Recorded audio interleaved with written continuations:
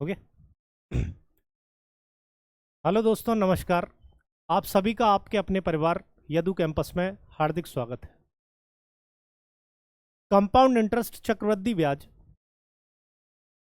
आप लोगों के लिए एक बहुत बड़ी समस्या का कारण आज तक रहा था, लेकिन जितनी अच्छे तरीके से चक्रवृद्धि ब्याज आपने और हमने मिलकर 3 क्लासों में कवर किया, 3 लाइव क्लास आपकी चक्रवृद्धि ब्याज की हुई, उसमें सारी चीज़ों को अपन कवर कर चुके हैं। 2 साल के चक्रवृद्धि ब्याज की बात कर चुके हैं, 3 वर्ष के चक्रवृद्धि ब्याज की बात कर चुके हैं, और जितने भी प्रश्न चक्रवृद्धि ब्याज के होते हैं उन सारी बातों को अपन कर चुके हैं।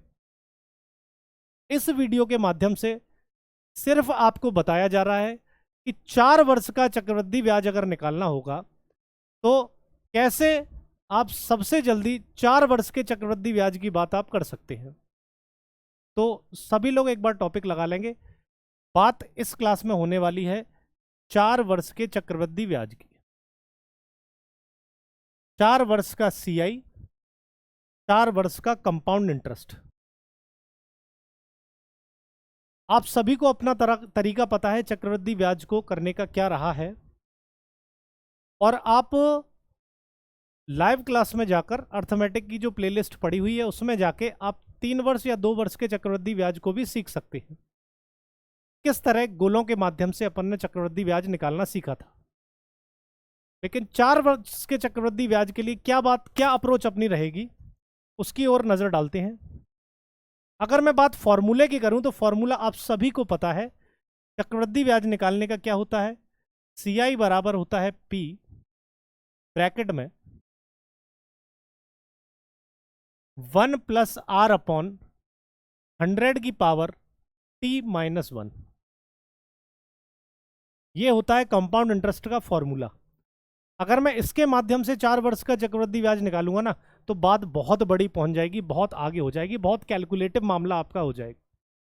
तो इस कारण से जो गोलों वाला तरीका अपन 3 वर्ष या 2 वर्ष के चक्रवृद्धि ब्याज में अप्लाई करते हुए आए हैं उसी तरीके को यहां पे अप्लाई करेंगे, और चक्रवृद्धि ब्याज 4 वर्षों का या 4 वर्षों के सीआईएसआई का अंतर या केवल चौथे वर्ष का चक्रवृद्धि ब्याज किस तरीके से निकाला जाता है, किस तरीके से सबसे आसानी से आप निकाल सकते हैं, वो आप समझेंगे और देखेंगे।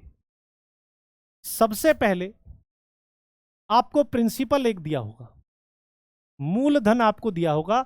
बिना मूलधन के कभी भी आप ब्याज नहीं बता सकते। उसके बाद क्या दी होगी, उसके बाद आपको दी होगी रेट। तो जो रेट मुझे दी होगी उस रेट की मैं बनाऊंगा फ्रैक्शन, और रेट परसेंटेज को अगर मैं फ्रैक्शन में बदलूंगा तो आप सभी को पता है कि परसेंटेज से फ्रैक्शन कैसे बनाई जाती है। तो परसेंटेज से फ्रैक्शन बनाई जाती है 100 का मल्टीप्लाई करके। जैसे अगर रेट मेरी 20% होगी तो 20% की फ्रैक्शन में बनाऊंगा 20/100, मतलब कितना हो जाएगा 1/5। बात समझ गए अब आप सभी लोग। सबसे पहले प्रिंसिपल आपने लिखना है। प्रिंसिपल के बाद आपने बात करनी है रेट की। रेट की जो भी फ्रैक्शन आपको, जो भी परसेंटेज आपको दी होगी उससे आप फ्रैक्शन बनाएंगे, और फ्रैक्शन बनाने के बाद क्या चीज करनी है उससे देखते हैं। अभी जो गोला वाला तरीका अपन ने अप्लाई करा था 2 वर्ष के चक्रवृद्धि ब्याज के लिए, उसमें क्या होता था, उसमें अपन सबसे पहले लेते थे प्रिंसिपल। प्रिंसिपल के बाद ये आपका फर्मा बनता था 2 वर्ष का चक्रवृद्धि ब्याज निकालने के लिए। और जो लोग क्लास देख चुके हैं उन सभी को पता है कि आगे गोले किस तरीके से भरने थे, या 3 वर्ष का चक्रवृद्धि ब्याज निकाला था तो किस तरीके से बात अपनी बनी थी। उन सारी बातों पे अपन पहले ही बात कर चुके हैं। लेकिन अब बात होगी 4 वर्ष के चक्रवृद्धि ब्याज की। तो 4 वर्ष के चक्रवृद्धि ब्याज के अगर गोले बनाएंगे ना तो थोड़ा सा मामला बड़ा हो जाएगा। तो इस कारण से 4 वर्ष के चक्रवृद्धि ब्याज के लिए आप एक नंबर याद रखेंगे कि 4, 6, 4, 1। इस तरह से अपना मामला बैठेगा 4 वर्ष के चक्रवृद्धि ब्याज का। सबसे पहली लाइन में 4 गोले होंगे, दूसरी लाइन में 6 गोले होंगे, तीसरी लाइन में 4 गोले होंगे, और आखिरी लाइन में 1 गोला होगा। तो मैंने गोले ना बना के उन गोलों के नंबर लिख दिए कि 4 6 4 1। अब क्या होगा आगे? जो प्रिंसिपल आपको दिया गया होगा उस प्रिंसिपल में मैं मल्टीप्लाई करूंगा किसका?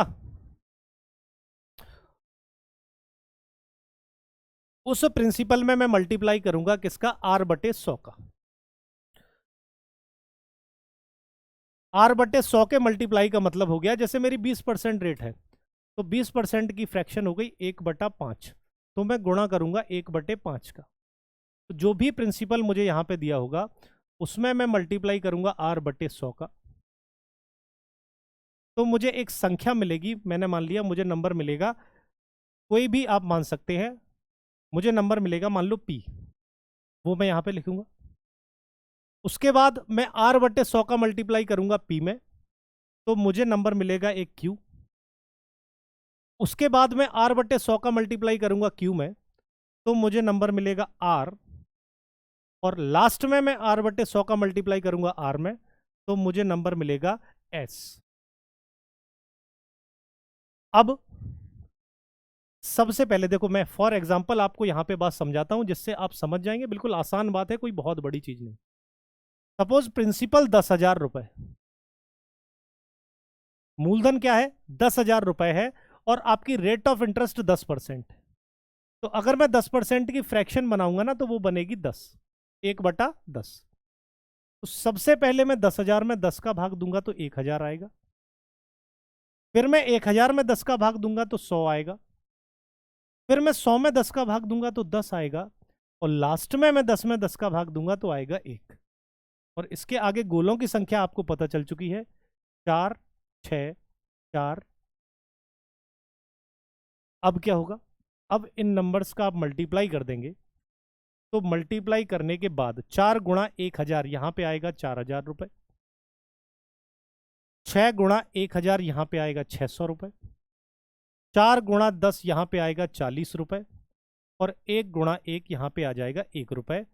तो अगर मैं बात करूं पूरे 4 वर्ष के चक्रवृद्धि ब्याज की, तो पूरे 4 वर्ष के चक्रवृद्धि ब्याज के लिए मैं इन सभी को जोड़ दूंगा, तो मेरे 4 वर्ष का चक्रवृद्धि ब्याज बन जाएगा 4,641 रुपए। मतलब यहां पे अब आप समझ चुके होंगे, यहां पे जो आपकी संख्या आएगी वो आएगी 4 गुणा P। यहां पे जो नंबर आपका आएगा वो आएगा 6 गुणा Q। यहां देखो P और P के चक्कर में आप कंफ्यूजन में मत पड़ जाना। यहां पे P आपका प्रिंसिपल है, यहां पे P एक कोई संख्या है जो आपकी आएगी। यहां पे आएगा आपका नंबर 4 गुणा R तो 4R। और लास्ट में नंबर आएगा 1 गुणा S, तो नंबर हो गया S। बात को आसानी से किस तरीके से समझ सकते हैं ये मैंने एग्जाम्पल से आपको समझा दिया। तो अगर बात करेंगे 4 वर्ष के चक्रवृद्धि ब्याज की, तो 4 वर्ष के चक्रवृद्धि ब्याज के लिए मैं इन सभी को ऐड कर दूंगा, तो ये मेरा बन जाएगा क्या? ये मेरा बन जाएगा पूरे 4 वर्ष का चक्रवृद्धि ब्याज। पूरे 4 वर्ष का चक्रवृद्धि ब्याज। बात समझ पा रहे हैं? प्रिंसिपल होगा, उसमें R/100 का गुणा करके यहां पे कोई संख्या आएगी, जैसे 10,000 में 10 का भाग दिया तो आया 1,000। फिर उस वाली संख्या में मैं फ्रैक्शन का गुणा करूंगा तो यहाँ पे एक नंबर आएगा, जैसे वहाँ पे आया आपका 100 रुपये। फिर मैं भाग दूंगा तो यहाँ पे एक नंबर आएगा R, जैसे यहाँ पे आया 10 रुपये। और लास्ट में R में एक जो फ्रैक्शन का गुणा करूंगा तो आएगा S, जैसे यहाँ पे आया 1 रुपये। 4 वर्ष के चक्रवृद्धि ब्याज के लिए मैं इनका मल्टीप्लाई करके सबको ऐड कर दूंगा, तो पूरे 4 वर्ष का चक्रवृद्धि ब्याज मुझे प्राप्त हो गया क्या? 4,641 रुपये। अगर मैं बात करूं, अगर मैं बात करूं 4 वर्ष के CI और SI के अंतर की, क्या बात करूं मैं? 4 वर्ष के CI और SI के अंतर की, तो आप सभी को पता है ये जो पहली वाली लाइन होती है, ये जो पहली वाली लाइन होती है, ये आपका क्या होती है? जो पहली वाली लाइन है बेटे, ये आपका होता है सिंपल इंटरेस्ट, साधारण ब्याज। 4 गुणा P जो आपका है वो साधारण ब्याज है 4 वर्षों का। और 4 वर्ष के CI/SI का अंतर होगा, जो मामला नीचे बचा रह गया वो। तो 4 वर्ष के CI/SI का अंतर हो जाएगा 6Q plus 4R plus S, ये आपके 4 वर्ष के सीआई और एसआई का अंतर होगा। जैसे अगर मैं यहां पे बात करूं 4 वर्ष के सीआई एसआई के अंतर की, तो यहां पे 4 वर्ष का सीआई एसआई का अंतर होगा 600 और 40, 640 और एक 641 रुपए। बात समझ में आई आप सभी को? ये तो मैंने आपको किस तरीके से 4 वर्ष का चक्रवृद्धि ब्याज निकालना है वो बताया, और यहाँ पे मैंने एग्जाम्पल लेके आपको बात समझा दी, जिससे ये बात आपको पूरी तरह समझ में आ चुकी। समझ गए? एक बार और रिपीट करते हैं। सबसे पहले यहाँ पे प्रिंसिपल दिया होगा एक मूलधन। अब ये आपका प्रिंसिपल है, इसे स्मॉल पी आप मान लेंगे, जिससे आप समझ पाएंगे कि इन दोनों में अंतर क्या है। यहाँ पे प्रिंसिपल है, यहाँ पे प्रिंसिपल में दर का गुणा करने के बाद जो नंबर मिलेगा वो यहाँ पे आएगा। समझ पा रहे हैं आप? ठीक है। तो जैसे सपोज अपनी रेट है 20%, तो 20% होता है 1/5।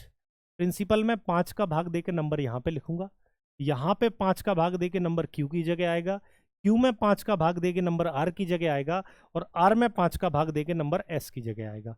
फिर इन दोनों का नंबरों का मल्टीप्लाई करके आपका बन गया 4Q 4P 6Q 4R और S।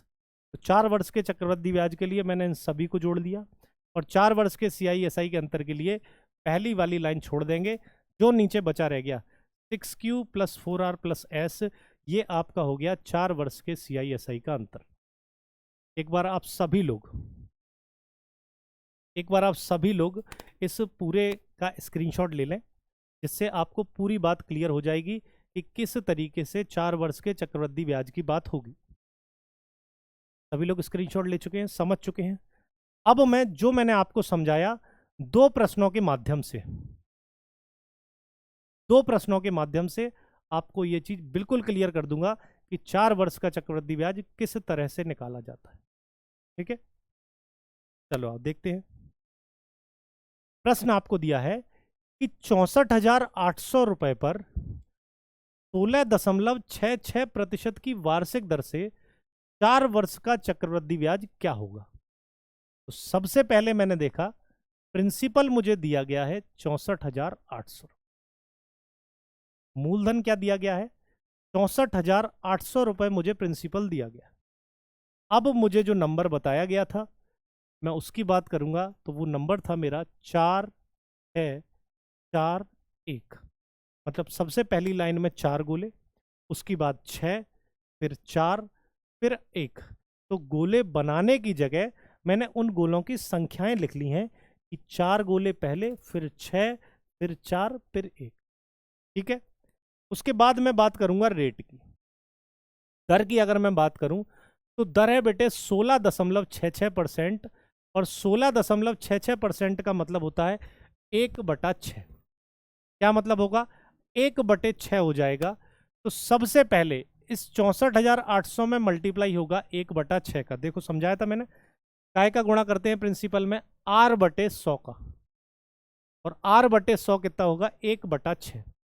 तो इसमें 6 का भाग अगर मैं दूंगा तो ये मेरा होगा 10 6 60, 8 6 48, 10,800 रुपए। अब इस 6 का भाग मैं 10,800 में दूंगा तो ये बेटा बनेगा मेरा 1,800 रुपए। अब मैं इस 6 का भाग 1,800 में दूंगा तो ये बनेगा 300 रुपए, और लास्ट में मैं इस 6 का भाग 300 में दूंगा तो बेटे यहां पे आ जाएगा 50 रुपए। बात समझ में आ रहा है? ये 4 6 4 1 के आगे कैसी संख्याएं आनी है वो आप समझ चुके हैं। रेट मेरी 16 सही 2/3 या 16.66% था, जिसका फ्रैक्शन हो गया 1/6। तो सबसे पहले 64,800 में मैंने 6 का भाग दिया तो हुआ 10,800, फिर 10,800 में मैंने 6 का भाग दिया 1,800, फिर 1,800 में मैंने 6 का भाग दिया 300, और लास्ट में 300 में मैं 6 का भाग दूंगा तो बनेगा 50 रुपए। अब इन दोनों नंबर्स का मल्टीप्लाई अगर कर दें तो ये हो जाएगा बेटा 8 चौक 32 और 40, 432 पे 2 जीरो, 43,200 रुपए। 18 छिक्के 108, 10,800 रुपए। 4 तिया 12, 1,200 रुपए, और 50 एकम 50, 50। इस तरीके से फाइनल डेटा मुझे प्राप्त हो गया। अब मुझे बात करनी थी पूरे 4 वर्ष का चक्रवृद्धि ब्याज क्या होगा। तो पूरे 4 वर्ष के चक्रवृद्धि ब्याज के लिए मैं इन सभी नंबर्स को ऐड करूंगा। तो 0 0 0, 5 5 आएगा 50, फिर होगा 8 और 2 10 और 2 12, 2 हासिल 1, 3 और 1 4 और 1 5, और आगे भी हो गया 4 और 1 5, 55,250 रुपए। ऑप्शन बी बिल्कुल सही उत्तर हो जाएगा। 55,250 रुपए मेरे 4 वर्ष का चक्रवृद्धि ब्याज हो जाएगा। क्लियर बात है बेटे? समझ में आ चुकी है आपके किस तरह से 4 वर्ष के चक्रवृद्धि ब्याज की बात होगी? उम्मीद है पूरी तरह बात आपको समझ में आ चुकी हो। क्लियर है? अगर यहीं पे मुझसे अंतर पूछा जाता तो ये मेरे 4 वर्ष के चक्रवृद्धि ब्याज का क्या होता? अंतर हो जाता। ठीक है, एक और प्रश्न के माध्यम से बात और क्लियर करने की कोशिश करते हैं। आपसे बोला जा रहा है 37,500 रुपए पर 20% की वार्षिक दर से 4 वर्ष के CISI का अंतर क्या होगा? तो सबसे पहले मैं प्रिंसिपल लूंगा 37,500 रुपए। उसके बाद जो मेरा रेशियो बनता है, आप सभी को अब अच्छी तरह समझ में आ गया, 4 6 4 1। 20% रेट है मेरी, और 20% का फ्रैक्शन आप सभी को पता है क्या होता है? 1/5। 100 का भाग देते हैं परसेंटेज से फ्रैक्शन में बदलने के लिए। अब इसमें मैं 5 का भाग अगर दूंगा तो 37,500 में मैं 5 का भाग दूंगा तो होगा 7,500 रुपए। 7,500 में मैं अब 5 का भाग दूंगा तो होगा 1,500 रुपए। 1,500 में मैं 5 का भाग दूंगा तो होगा 300 रुपए, और 300 में मैं 5 का भाग दूंगा तो हो जाएगा आपका 6 पंजे 30 60 रुपए। कैसे डेटा बनाया वो देख लिया। अब आप ध्यान दोगे आपसे पूछा क्या गया है? आपसे पूछा जा रहा है 4 वर्षों के साधारण ब्याज और चक्रवृद्धि ब्याज का अंतर। तो आप सभी को पता है पहले वाली लाइन अंतर में नहीं आएगी, क्योंकि पहले वाली लाइन आपका सिंपल इंटरेस्ट को बताती है, साधारण ब्याज को बताती है। तो अगर अंतर की बात करनी है तो सिर्फ इतने डेटा का मैं इस्तेमाल करूंगा, जो कि हो जाएगा 15 छिक्के 90, 9,000 रुपए, 4 तिया 12, 1,200 रुपए, और 60 गुणा 1 60 रुपए। तो 9 और 1 10, 10,260 रुपए मेरे 4 वर्ष के CI और SI का अंतर हो जाएगा। ऑप्शन बी आपका बिल्कुल सही उत्तर। 4 वर्ष के CI और SI का अंतर 10,260 रुपए। तो इस तरीके के माध्यम से आप 4 वर्ष का चक्रवृद्धि ब्याज, या 4 वर्ष के चक्रवृद्धि ब्याज और साधारण ब्याज का अंतर, या केवल चौथे वर्ष का चक्रवृद्धि ब्याज, या मिश्रधन 4 वर्ष का क्या होगा, बड़े आसान तरीके से कम कैलकुलेशन के द्वारा निकाल सकते हैं। तो इस क्लास में 4 वर्ष के चक्रवृद्धि ब्याज का पूरा मामला आपका क्लियर हुआ। आगे और इस तरह के वीडियो आपको मिलते रहेंगे, ऐसी और शानदार क्लासों के लिए और बेहतरीन ट्रिक्स के लिए आप लोग हमारे चैनल यदु कैंपस को ज़्यादा से ज़्यादा लोगों तक पहुंचाएं, और जिन्होंने अभी तक सब्सक्राइब नहीं किया है सबसे पहले सब्सक्राइब कर लें, और जो डेली अपनी लाइव क्लास चढ़ती रहती हैं उन लाइव क्लासों को जरूर लेते रहें। धन्यवाद।